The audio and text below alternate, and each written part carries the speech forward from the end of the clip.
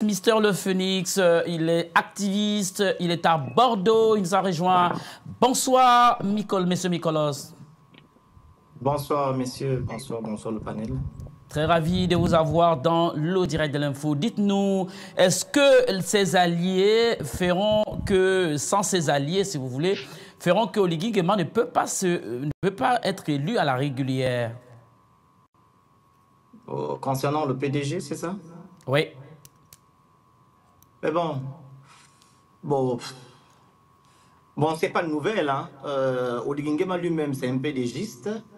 Voilà. Mais après, c'est vous qui le dites. En fait, c'est vous qui le dites, monsieur Mikolos. Non, c'est ce qui est, monsieur le journaliste, c'est ce qui est. On ne doit pas se leurrer. Vous le savez bel et bien qu'Oligui Nguema, c'est un PDGiste. Oligui Nguema, c'est un rejeton de monsieur Omar Bongo Ondimba. Et c'est la politique le fait d'avoir travaillé... Le fait d'avoir travaillé aux côtés de Omar Bongo ne fait pas de lui un PDGiste. Ça fait de lui un PDGiste parce que les gens qui ont été toujours à côté d'Omar ne sont pas là pour le peuple. Ils sont là pour leur système et pour leur intérêt. Monsieur, ne faites pas semblant. Donc, je voulais dire, quand vous regardez la chronologie de Cétri, par exemple, au 30 août, quand ils ont fait leur soi-disant coup d'État, ils ont fait le 4 août le discours à la nation.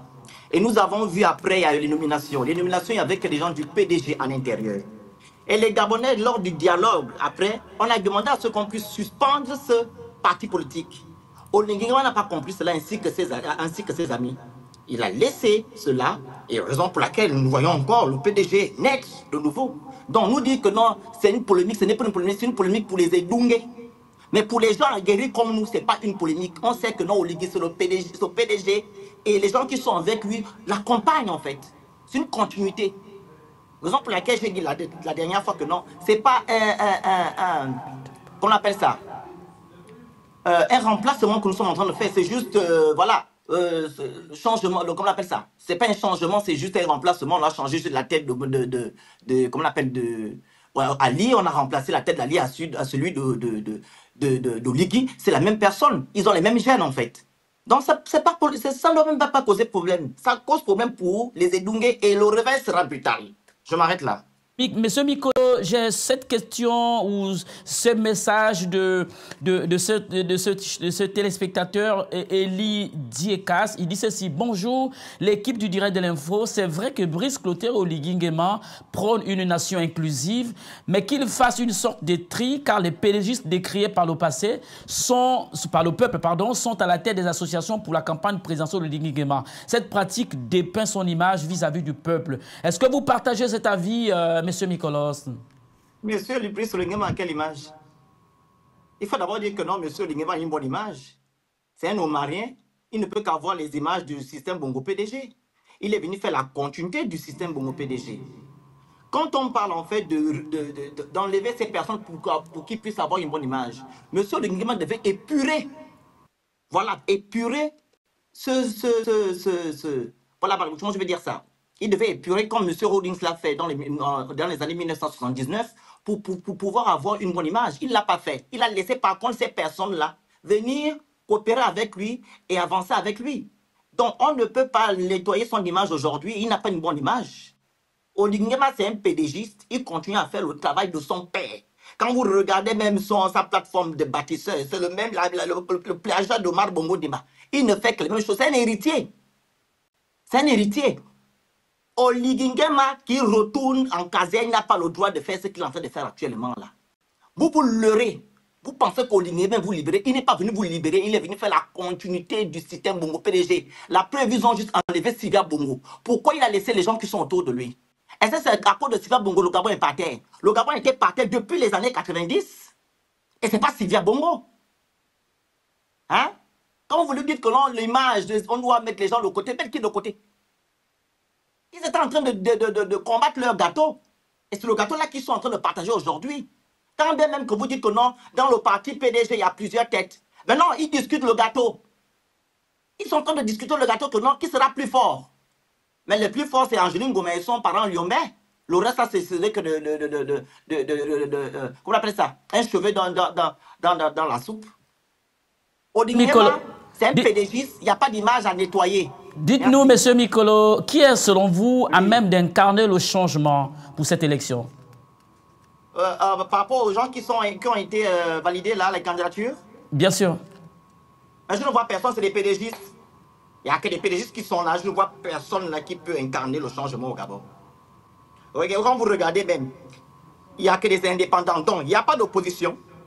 Et la société civile aussi est du côté de M. Oligui, sans oublier les associations. Donc, en gros, le changement viendra d'ailleurs, mais pas dans cette équipe-là. Parce que ces personnes-là sont venues faire le jeu du pouvoir, accompagner voilà, le système Bongo PDG pour au moins valider la forfaiture de M. Oringema, qui a déjà mis tout en œuvre. Tout est déjà pipé. Les institutions sont à ses pieds. Tout est avec lui. Donc, je ne vois personne là. Je ne vois personne. On a toujours eu, comme auparavant, des gens qui ont gagné des élections, voilà, mais qui n'ont jamais pris le pouvoir. Mais qui prendra le pouvoir avec quelqu'un qui a les armes? Qui prendra le pouvoir avec quelqu'un qui a les armes? Il se dit aujourd'hui que non, il n'est plus militaire, il n'est plus général. Mais à l'émission de RFI, je pense, à Gabon 24, à Gabon France 24, il dit il a démissionné. Après, il dit non, je suis général, je n'ai pas peur de Magamou Sabou et de Ndossa. Vous voyez ce genre de choses. Je ne vois personne là-bas. Tous ce sont des pédégistes. On veut la rupture. La rupture viendra d'ailleurs, c'est pas là.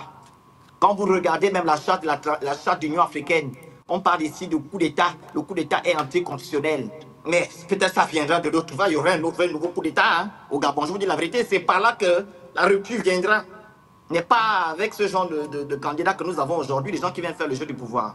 Donc j'en ai terminé. Léonel Mikolos, dites-nous, qu'est-ce que vous avez retenu dans ces interviews, ces rares interviews accordées aux médias français? Alors, je pense que j'aurai un peu de temps. Hein. Non, nous n'avons pas assez de temps, M. Mikolos. Mais j'ai beaucoup de choses à dire, parce que M. Oligui m'a été HS hors sujet par rapport à certaines questions. Mais il répondait aux questions des journalistes, monsieur. Alors, M. Brice Oligema ne peut pas venir nous dire ici qu'il ne peut pas avoir de la rupture avec les puissances coloniales, comme lui l'appelle. S'il est censé venir libérer le Gabon, on doit mettre fin, voilà, avec les accords que nous avons eu à faire avec la France. Donc, il est en train de demander à ce que la France le protège afin qu'il puisse rester au pouvoir. M. Bissoulinguema confond les institutions gabonaises et la chronologie du CTRI. Il ne connaît pas ce qu'on appelle institution. Et de sur quoi il dit qu'il a restauré la dignité des Gabonais. En quoi faisant la restaurer la dignité des Gabonais? Il nous parle des immeubles modernes. Les Gabonais lui ont demandé à ce qu'on puisse construire des immeubles modernes en période de transition. Les Gabonais ont faim.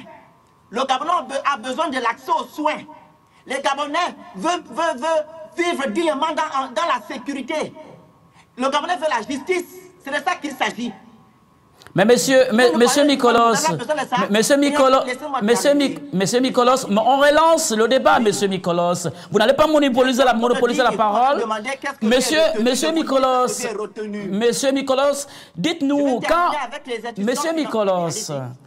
Dites-nous, monsieur Mikolos, quand Oligui m'a dit qu'il a réglé les dettes envers les bailleurs de fonds, mais c'est prouvé, monsieur Mikolos. Il a réglé les dettes avec... C'est prouvé par qui?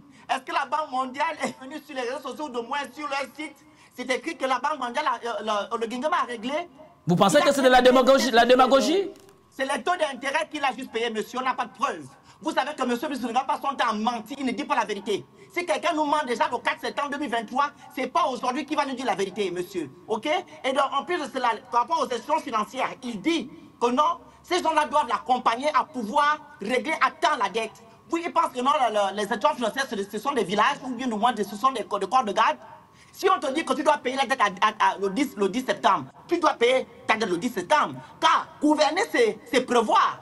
Il ne doit pas dire que non, on ne m'a pas payé mes dividendes, on ne m'a pas payé mes impôts, raison pour laquelle je n'arrive pas à payer les dettes à temps. Attends, c'est l'image du Gabon qui est salie. Et en plus de cela, qui va rembourser les taux d'intérêt là? Ce ne sont pas les Gabonais. Hein? On n'a aucune preuve que M. Oligui a payé la dette du Gabon. C'est que des affabulations, c'est des mensonges. Comme il le fait. Il passe son temps à mentir, il ne dit rien de bon. Et je vais terminer par les routes. Il dit qu'il a fait des routes 1950 ou 1250. Il a fait quelles routes? Donc, les ruelles là pour lui sont les routes. Où on va mettre le béton qui se gaspille déjà actuellement là, sont les routes. Il a fait quelle route? Où il parle même du PK12. Le PK12 a été fait par Ali Bongo Ndima. Monsieur Mikolos, j'ai une réaction d'un téléspectateur qui dit ceci. Monsieur Jacques Ndiombe, il dit ceci: le détachement avec les Français doit être progressif. Le Gabon ne peut pas encore se vanter d'être autonome sur certains aspects fondamentaux de notre économie. Que répondez-vous à monsieur Jacques Ndiombe? Je vais répondre, monsieur. Si monsieur Brikozengebe est venu pour les Gabonais, comme les gens de l'AES, ils sont venus pour leur peuple, on peut mettre fin à la France-Afrique. Mais comme M. Brikozengebe, c'est un poulain, c'est un lardin de la France-Afrique, raison pour laquelle on ne peut pas se détacher de ces personnes-là. Ok? Il est venu accompagner et servir la France. Et c'est ce qu'il est en train de faire. Parce que vous pouvez vous lever aujourd'hui, aller faire, par exemple, des sittings devant l'ambassade de France, ou du moins sur le camp de Gaulle. Il va envoyer ses escadrons de la mort pour aller faire du mal aux Gabonais. Vous le savez bien. Ringem est venu pour le système, pour la France, raison pour laquelle il était même accepté ici à Paris. Il vient nous dire qu'il a été reçu pour la première fois par Macron, tête à tête, et les autres, c'est l'inauguration de la cathédrale de quoi, je ne sais pas quoi. Il a été aussi invité aux Jeux Olympiques. On a besoin de ça. Le Gabonais, qu'est-ce que ça apporte au Gabonais? Quand tu es invité aux Jeux Olympiques, ça nous apporte quoi? Ça a quelle valeur ajoutée? Arrêtez un peu. On ne peut pas mettre fin à la France-Afrique parce qu'on n'est pas sur le poulain de la France. C'est un larbin, c'est tout. J'en ai terminé. Monsieur Mikolos, dites-nous, quel est votre dernier mot par rapport à cette sortie d'Oligui Nguema? Alors, je vais d'abord me focaliser sur l'affaire de Madame... Il n'y a pas assez de temps, monsieur Mikolos. Non, je vais aller vite fait. Madame Sylvia Bongo est enfermée aujourd'hui. Dites-moi, qui a signé, voilà, le décret qui permet à ce qu'Oligui Nguema soit général? C'est pas Madame Sylvia Bongo. Donc, si Madame Sylvia en retour aujourd'hui, Oligui Nguema doit être en prison ainsi que Madame Marie Barida Bouronto. Ils doivent aller derrière les barreaux. Parce qu'il a accepté à ceux qui ont le norme général. Et c'est Sylvia Bongo, parce qu'Ali Bongo Ndima était inapte. Et ce que je peux retenir concernant... Est-ce que vous avez la preuve de ce... Monsieur Mikolos, est-ce que vous avez la preuve de ce que vous avancez? Monsieur, j'ai la preuve qu'il a nommé général. C'est vous? Mais c'est pas Sylvia Bongo. C'est Sylvia Bongo qui signait. Il travaille avec Sylvia Bongo. Dans ce cas, Sylvia Bongo a fait le banditisme. Oligui Nguema était avec elle, avec Sylvia Bongo. Vous ne pouvez pas me dire le contraire. Et Marie-Madame Bouronto est où? C'est qui n'a pas eu le droit pendant 32 ans. Pourquoi elle n'est pas derrière les barreaux? C'est Sylvia Bongo qui a gaspillé le Gabon. La personne qui est derrière les barreaux, c'est Madame Marine M.M. C'est elle le mal du Gabon. 32 ans sans lui le droit. Et nous allons repartir dans le même travers. Ce que j'ai retenu dans les interviews de M. Brice Oligui Nguema, c'est que le monsieur est là juste pour lui et les intérêts de la France. Il n'est pas là pour les Gabonais. Il est dans le populisme.